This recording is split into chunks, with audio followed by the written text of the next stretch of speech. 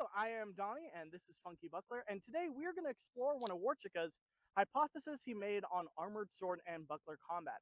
So we did an analysis on manuscripts and some of the art we see, where we see people in armor, generally male, and fighting with sword and buckler.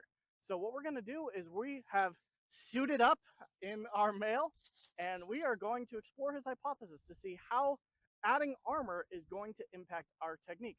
So with that, this is Jerod, and he's going to talk a little bit about his armor. Yeah, so I've got a little bit earlier period set up, 10th century-ish. Tends to have shorter sleeves, longer coat, open-faced helm, sometimes with a nasal, like I've got here. So you could, in combat, you would wrap that guy up, protect the lower extremities of your face, but for the most part, you're relying on, in military setting, a very large shield to protect the exposed areas of your body, mostly your hands and your legs. So it'll be curious to see how this holds up with a buckler, being not a very large shield. Yeah, it's gonna be good. So, and I went with more of a mid 13th century. We have a few examples of them with short sleeves, with the metal leg protection, which is going to be different than what Jerod has set up. It seems common across a lot of Europe, at least for those that can afford it. So, you know, my mail's covered. I have a little bit of my arm covered, but I'm hoping the sword and shield will do its job there. And of course, the groin is an open area, but hopefully I don't get hit there. So the way we are going to do this is we're going to kind of use modified harness Becton rules. We're going to stop on a thrust to the mail. We're going to stop on a cut or thrust to the padded areas we have, and we'll be wearing gloves.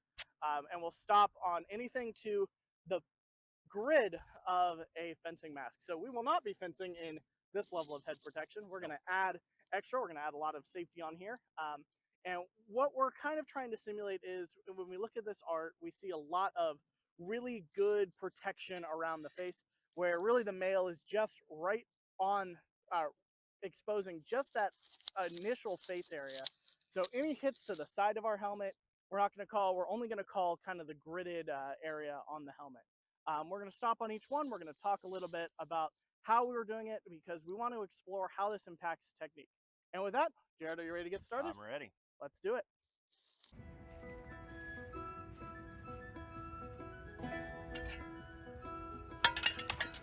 That was me.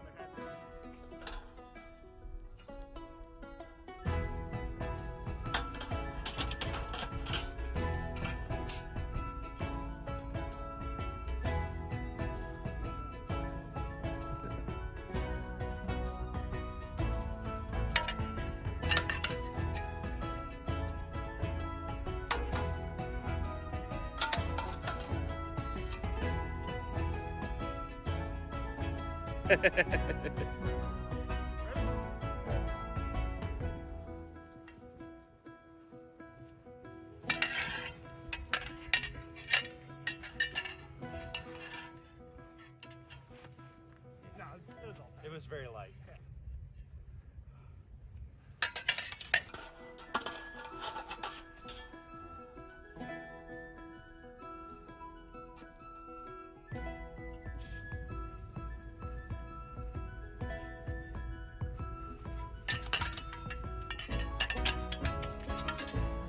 I mean, it hit my shoulder. I know I wanted that cut. Normally I'd get that cut. Yeah, that was a great hit.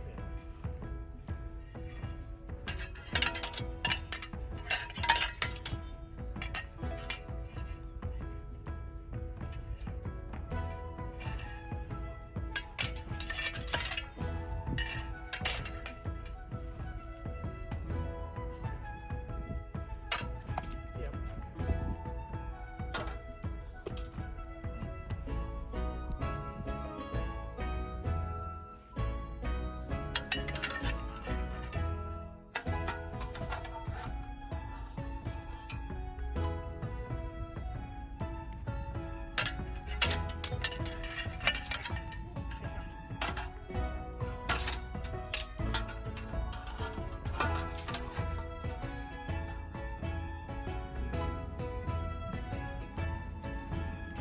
Oh.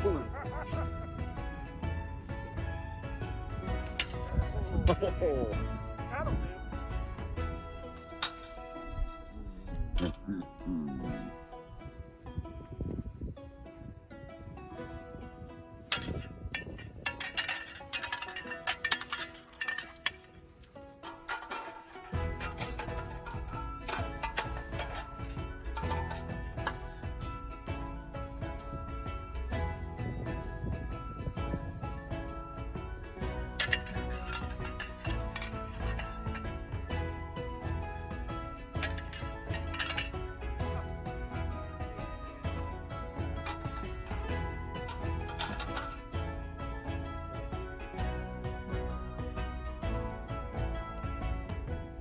And just the one defend against thrusts.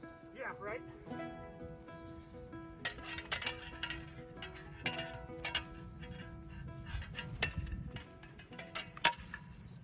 Careful, Jerod, you're out of frame. Oh.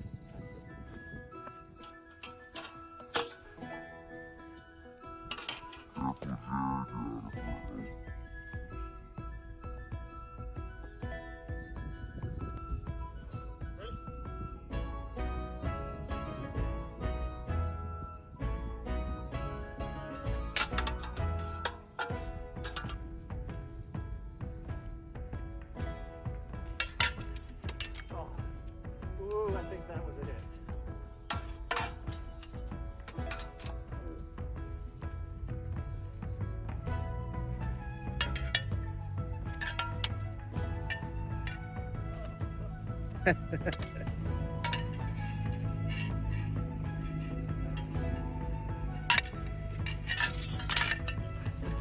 So good. And I was flying.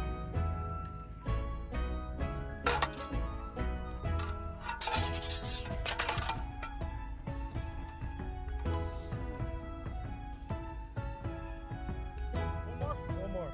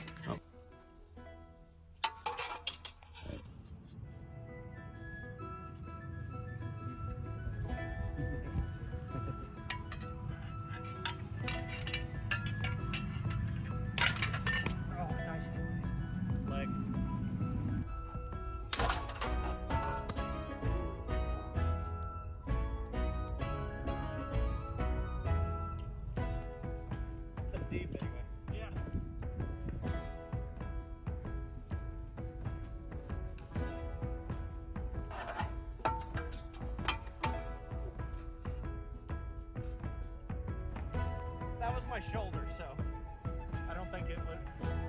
It's a slice on the shoulder.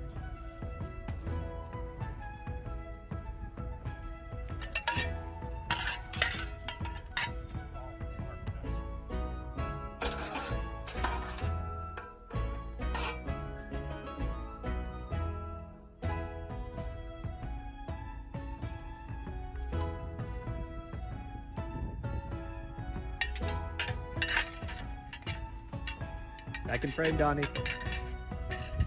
There you go. There you go, perfect.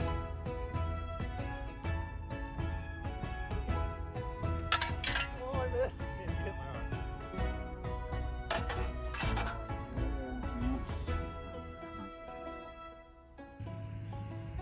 One more? One more, one more. Oh ho ho! Ooh, do we? Oh ho ho! Okay. Well, that was exhausting. I'm exhausted. Armor definitely adds weight. That's not something I'm not sparring as much as I normally would. So that and even in the matches, I feel generally a little bit slower. I feel towards the end of a match far more fatigued, to where keeping a high guard is very difficult, Yeah. if not impossible.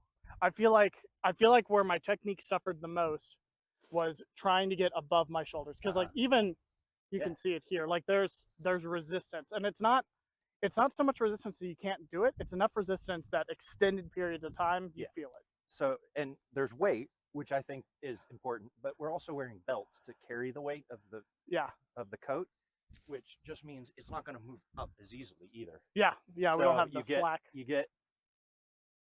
In fact, I can feel it here. If I really try to extend, I get resistance down here. So it definitely impedes mobility. Not a lot, but it does impede it some. But at the extent of being way safer. Way more protected. There's I'll be curious to see what the numbers show on like how many of hits we were like, okay, I got hit, but when we look at it, it was nothing.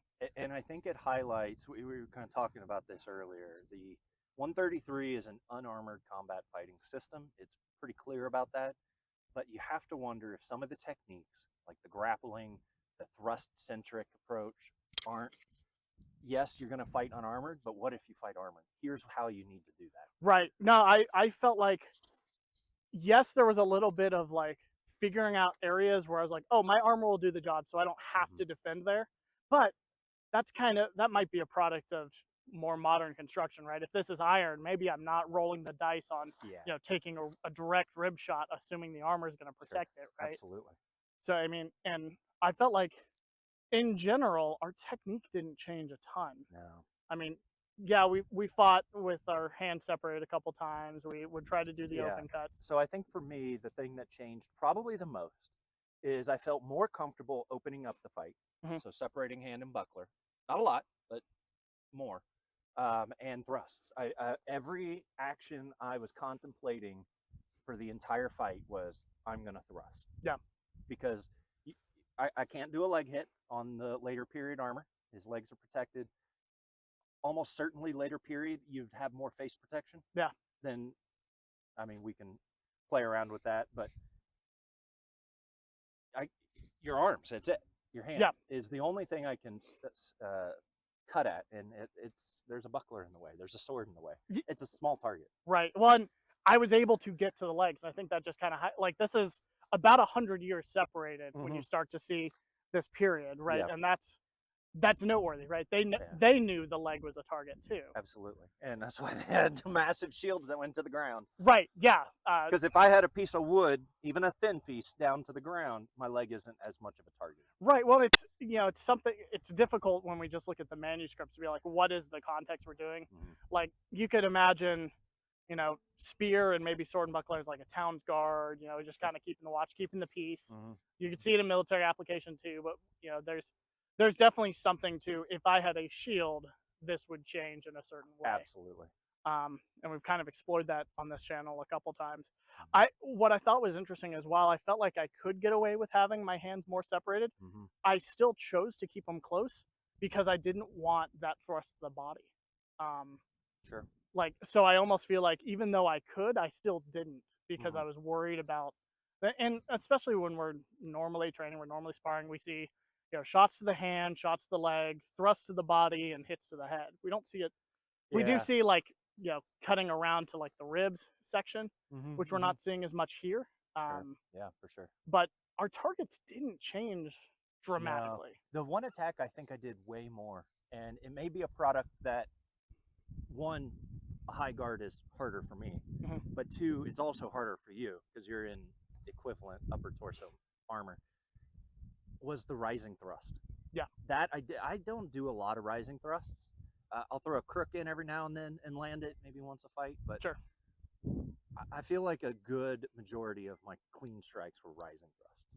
Well, and that speaks to 5th and 6th, especially on Yeah. like setting up those thrusts to get under and get there. And you landed, that's I think where we saw the biggest change between our sparring is Mhm. normally you don't land that thrust as often as you did. Mhm. And we were kind of talking about it on the break between fights. We kind of have two different hypotheses on why that was occurring. Jerry, do you want to talk through why you think you were landing that thrust more?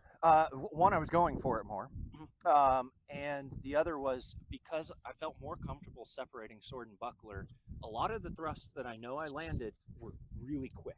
Like Mhm. I can't move both hands that quick Right. together, but I can move one really fast, right? Right. Especially a sword, which is balanced almost entirely in your hand. So being able to feel protected on your open side, use the buckler to zone out, and just take a quick jab felt way more effective than unarmored. Right, and we see that in like when we're unarmored fighting, we see it happen. Mhm. We definitely set it up, but you definitely like used it more than I think you normally do. 100%. See, I think what happened was I'm not as mobile as I usually am on the Mhm. twist. Like, yes, I can twist, Of course. but it was enough to make me slower than I think.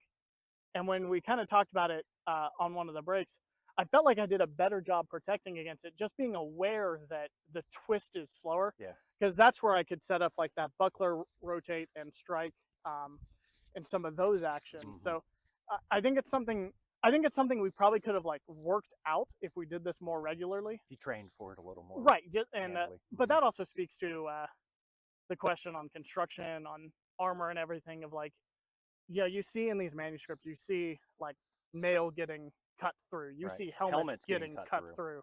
So maybe you don't want to train. We're not at the point where we're having like full on plate where you're not training. Where you see some manuscripts where they're like, yeah, if you see a hit coming to your body, just ignore it and hit them. Right.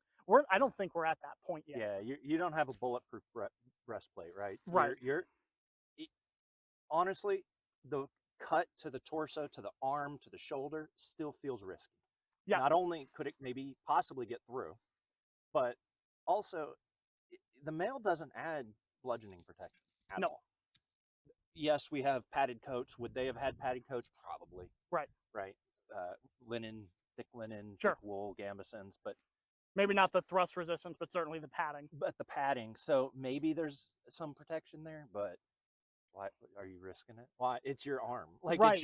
it's your chest. It's you living or dying. You're not going to risk it. Well, especially You're going to protect against it. if we're in a scenario where we're fighting multiple people multiple time, like as our armor is getting hit, it's getting compromised. Like I think that kind of mentality, because I didn't early on. I felt like we had a couple more doubles in armor, which is hilarious. But I think that comes to us thinking we're invulnerable and then realizing we're not. We're not. And then we had to tighten up, and it started looking the same. The other thing I think that happens in armored fighting is the hits become less of the ticky-tacky quick hand shots, quick leg shots. They're deep targets, deep and hard. Like some of those thrusts landed way harder than I would ever intend unarmored. Right. And really probably ever land.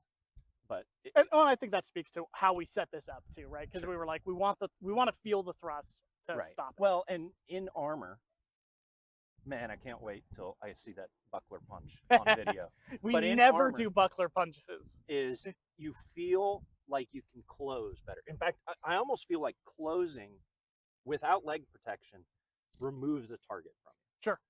And Now I'm completely vulnerable to thrusts and all kinds of Yeah. weird stuff, but you're not hitting my leg from up here, right? Like you don't have the angle. So And I do think closing feels way more. And it's like, man, that 133 grappling, we never use it unarmored because I can just poke you, and that's pretty good. But in armor, we grappled a lot. we had a lot more blade grabs too, Mhm. and you know, you figure we didn't worry about like Maille gloves or anything like that. Right. Like that blade grab you see in 133, Mhm. the grappling, like you're saying, those we probably could have seen it more if we were more practiced, right? We know where our armor moves, we know how our bodies move in it. And it's interesting, the buckler punch I landed, the first ever for me, by the way. You had performed a blade grab, and my blade was immobile, but you had pulled me closer. Yeah. And so I just reached out and right, and because of the way I popped her was in the holding nose. your blade, I couldn't extend out to thrust as well, which impacted. And I mean, yeah, you did a great job striking with the flat for safety reasons, but yeah, if that punch was with the edge, that's debilitating. And best. even with the flat, if you're in, the helmet I was wearing earlier, your nose is broken. That helmet's crushing in on your face. Right. You probably survive. Yep. But you are pouring blood. Yep. In a lot of pain, right in your face. Yeah. Like you're pretty debilitated. No, absolutely. But so we started this off with, kind of heavily inspired by Roland's work and kind of his research on armored sword and buckler. His conclusion was, at least based on the art and everything, the fight doesn't change based on what we see in manuscripts, and I tend to agree. I think so. Like, yes, there was a little bit of like, oh, we're now in armor, let's think of how we can do it. But when we started like just realizing what was the smart actions and what wasn't, it didn't change much. Yeah, and if you even think about, reading through 133, it really wants you to thrust or thrust strike, right. which to me really sounds like a thrust. But the times it does tell you to cut, it's either telling you to go for like a leg, quick rising cut to the face. It's targeting what would be vulnerable areas in armor. Right. Well, and those leg shots, I mean, that's where we see like Andre Lignitzer's work coming in, which when we start talking about later period, we're eventually going to see sword and buckler with like short sleeve mail, a brig, a sallet, and no leg protection. Yeah. Which is interesting. The chassés, we should have videoed Donnie trying to put them on. It was not great. They're unpleasant I think to wear, and so over time it became unfashionable to wear them. Yeah. And so you just didn't, and that's where you get the poofy pants and these kind of fashion driven. Well, and even by garments. late 14th century, when we start seeing like, all right, like it's all plate, like Maille. Yeah. That one of the first things that replaced are these metal pants. But you have to imagine, even in that time period, there were a lot of armored fighters without leg protection. Because if I can afford one piece of armor, I'm getting a helmet. If I can afford two, I'm getting a breastplate. If I can afford three, I'm protecting my arms. Like you're going in that order, or your absolutely, neck, whatever. So it seems pretty clear that it becomes less priority as you go down, which is why you don't see a lot of foot protection. Right. No, it was very interesting. I think I definitely feel that the fight doesn't change much with Maille. No. I think when we look at it, there will be less hits than we're used to. That would be like at least drawing blood, just because of the extra protection, and I think that'll come out in the data. But in general, the fighting technique didn't change. I'd agree, and I'd be curious going forward over the next couple weeks in unarmored sparring if my technique doesn't change just a little bit to be more thrust centric. Go for those rising thrusts. Now that you see how it can now work. that you see how it works, right? Now I will say, in unarmored, when I'm taking rising thrusts, a lot of times I'll take a head hit too, right? Which is pretty obvious. But in this case, a head hit wouldn't have counted. A chop that I normally take wouldn't have done anything. But I don't know. We'll see. All right. Well, with that, thank you for tuning in. I'm Donnie. I'm Jerod. And this was Funky Buckler. Have a great one.